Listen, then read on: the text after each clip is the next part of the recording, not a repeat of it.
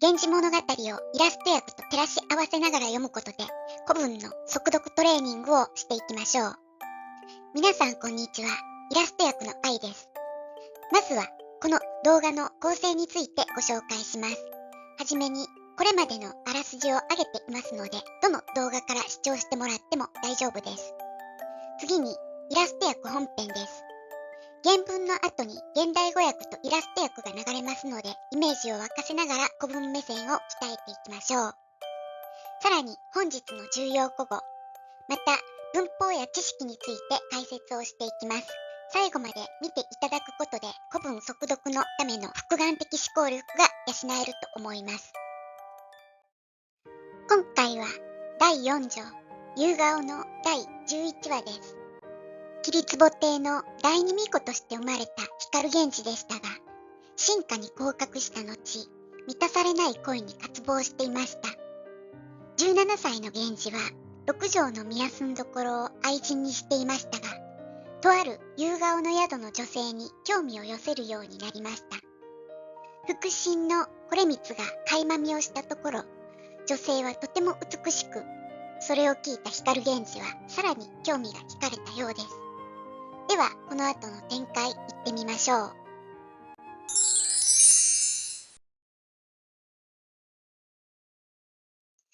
覚えこそ、重かるべき、御身のほどなれど。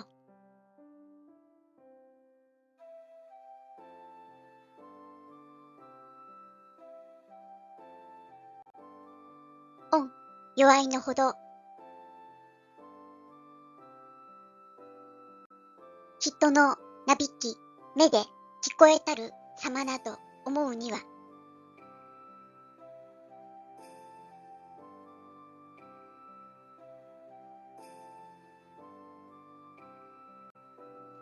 きたまわざらんも、情けなく、想像しかるべしかし。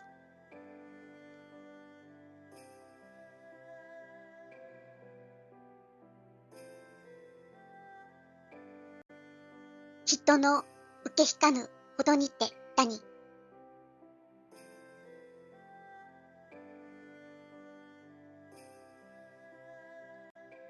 なお、去りぬべきあたりのことは、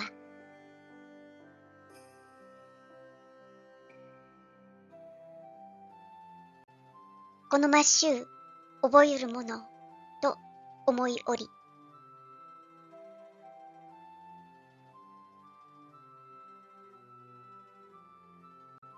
もし、見たまえうることもやはべると、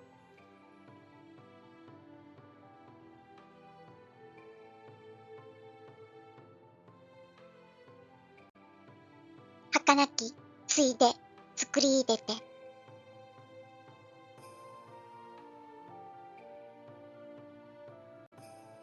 小底など使わしたりき。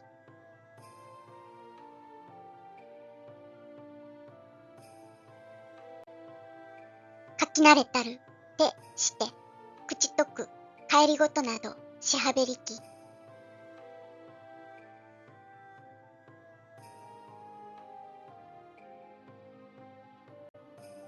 いと口をしゅうはあらぬ和コードともなん。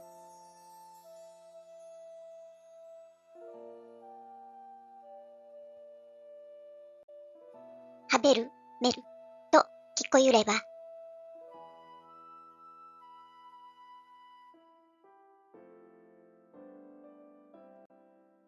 なお、言いよれ。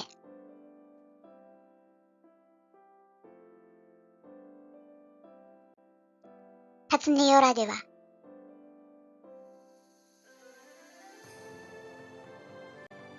想像しかりなん、とのたもう。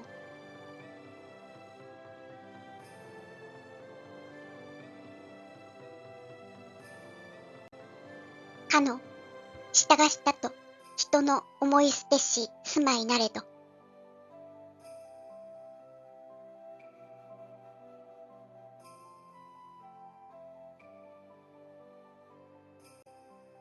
その中にも、思いのほかに、口をしからぬを見つけたらば、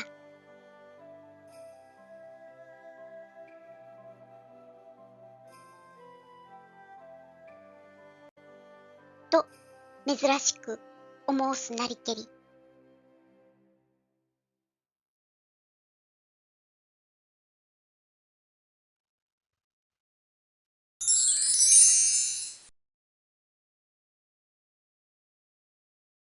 お楽しみいただけましたか？単語や文法は頭に入りましたでしょうか？今回の重要語語はこちらです。また、文法事項はこちらです。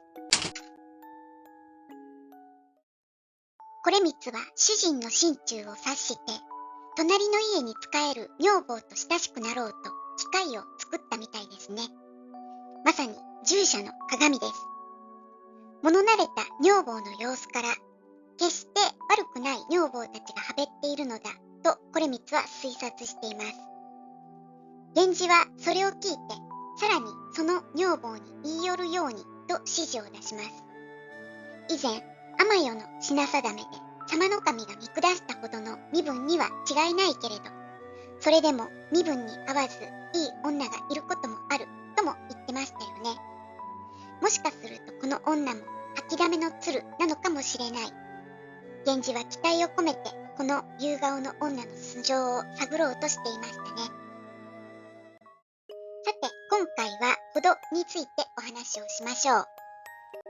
ほどという語は様々な意味のある多義語です。古語辞典を引いてみると10個以上の意味が載っているのに驚きます。けれどこのほどは現代でも用いる語である以上、イメージを捉えて現代とのつながりや変遷過程を知る方が日本語も豊かになっていくってもんです。例えば今回出てきた身分という意味。これは現代でも身の程知らずなどと使いますよね。また、年齢の意味でも年のほど20歳などと現代でも使います。さらに時間の意味ではほどなくとか夕暮れのほどになどと現代でも用いますが、特定の時間というよりも少し広がりのある頃合いを指します。また、古文でほどにと出てきた場合は、このような頃合いを指すことが多いということも知っておきましょう。さあ、ここまでがほどの三大重要意味ですが、他にもまだまだありますよね。距離のほどはほど遠いなどと今でも用いますよね。もちろん、これに関連して大きさや広さにも用いられます。ほどというのは元は距離のことなので、何の程度を表すかによって非常に意味の広がりが生まれるんですね。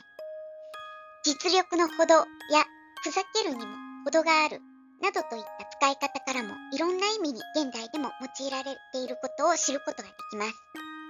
さらには、面白いほど、見れば見るほどなど副助詞としての使い方もあります。現代とそれほど変わりありませんよね。では、今回出てきたこの3つのほどは識別できますか？ 1 は身のほどのつながりから身分の意味だとわかりますよね。2は弱いとのつながりから年齢の意味だとわかります。では、3はどうでしょうか？実は古文では身分や階級に大きく支配された慣習であったことが現代と大きく異なる点です。そういう古文常識も知っておくと見分けがしやすくなります。人が引き受けないほどでさえも、この部分だけ見てもまだ解釈の余地はありますが、身分と訳して不自然でなければその意味で用いられることが古文常識上多々あるということも知っておきましょう。さあ、今回も第4章夕顔からのイラスト訳でした。第1条キリツボからここまでの再生リストは説明欄のリンクに貼ってあります。よかったら日々の受験勉強のサポートにお使いください。最後までご覧いただきありがとうございました。何かお気づきのことがあればコメントいただけたら嬉しいです。それではまた。